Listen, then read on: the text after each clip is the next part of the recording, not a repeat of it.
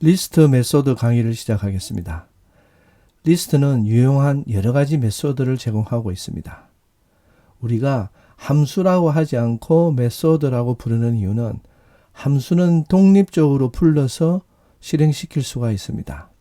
반면에 메소드는 클래스에 속해 있는 함수이기 때문에 메소드 앞에 반드시 클래스 객체의 이름을 붙여서 호출해야 합니다.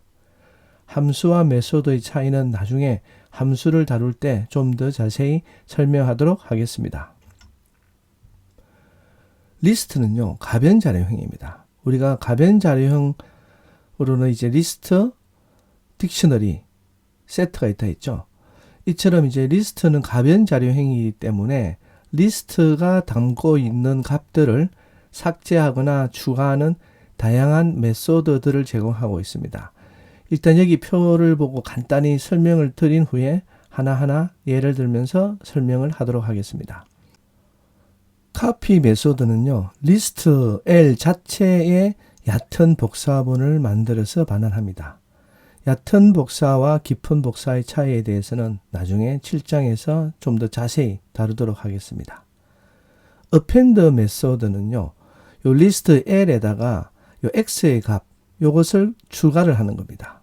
그리고 extend도 마찬가지로 추가를 하는 메소드이긴 한데요. 먼저 extend의 전달인자 값으로는 m, 즉 순회형 자료가 와서 요 m에 있는 모든 값들을 하나씩 꺼내서 리스트 L에 추가한다고 보시면 됩니다. 이것은 우리가 앞서 학습했던 더하기 증가 할당 연산자와 같은 기능을 수행하는 것입니다. insert 메소드도 append나 extend 메소드처럼 리스트에다가 지정한 값을 추가를 하는 건데요. 앞서 설명드린 append와 extend는 리스트 L의 마지막에다가 값을 추가하는 것에 반해서 insert는 여기 지정한 i, 인덱스에다가 특정 값 x를 이렇게 삽입을 하는 것입니다. 그리고 이제 리스트에 있는 내용을 이제 삭제하는 메소드들이 있는데요. 그 첫 번째가 이제 pop 메소드입니다. pop 메소드는 리스트 L에 있는 가장 오른쪽에 있는, 즉 마지막 객체인 값을 갖다가 반환을 하고 그리고는 삭제를 합니다. 그런데 만약 pop에다가 인덱스 i를 이렇게 지정을 해주면요, 인덱스 i에 있는 객체를 반환한 후에 삭제를 합니다.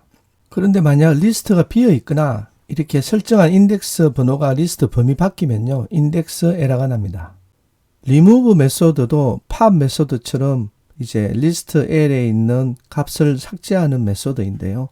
위에 있는 pop과는 다릅니다. pop의 경우는요, 가장 마지막에 있는, 즉 오른쪽 끝에 있는 값을 반환한 후에 그 값을 삭제를 하는데, remove 메소드는 가장 왼쪽에 있는, 즉 첫 번째에 있는 객체인 값을 삭제를 하고요. 그리고 반환을 하진 않습니다. 그냥 바로 삭제만 합니다.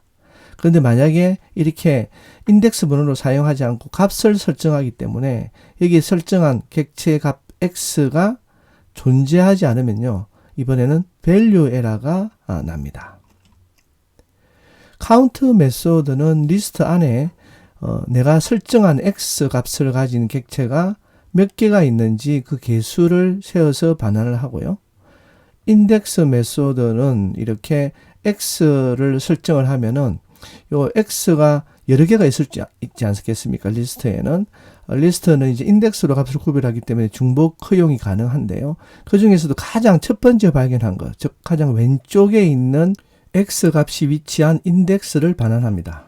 인덱스 메소드는 분할 연산자처럼 시작과 끝 인덱스를 지정할 수가 있습니다. 시작 인덱스만 지정하면요, 그 시작 인덱스부터 끝까지 그 중에서 값 x가 있는지를 확인하고요. 만약에 끝을 지정하게 되면요, 분할 연산자처럼 시작부터 끝의 바로 앞까지의 값들만 검색을 합니다.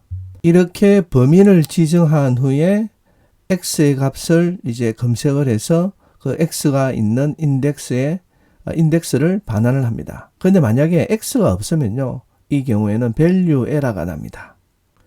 리버스 메소드는 리스트가 담고 있는 값들의 순서를 이제 거꾸로 뒤집어 놓습니다. 예를 들면은 가장 첫 번째 있었던 값이 가장 마지막으로 오고요. 가장 마지막에 있는 값이 가장 첫 번째로 오게 되는 이런 순으로 이제 거꾸로 뒤집게 됩니다. 그리고 리스트의 값들을 이제 정렬을 할 수가 있는데요. 이때 사용하는 것이 sort 메소드입니다.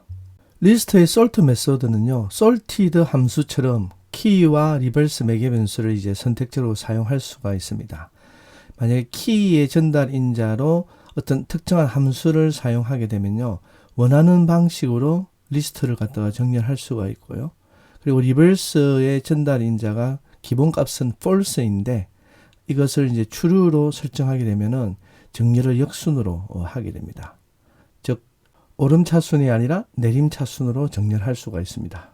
리스트가 제공하는 10개의 메소드에 대한 특징을 간단히 알아봤습니다. 다음 강의부터는 각각의 리스트가 어떤 특징을 가지고 있는지 자세히 예를 가지고 살펴보도록 하겠습니다. 감사합니다.